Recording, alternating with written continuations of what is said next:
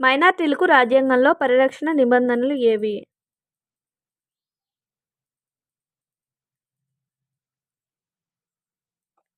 నిబంధన 29 1, 2, నిబంధన 30 1, 1, నిబంధన 25, 26, 27 పైవన్నీయు.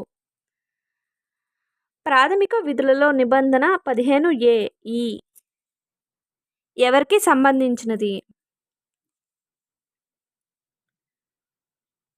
మహిళల గౌరవ మర్యాదలకు.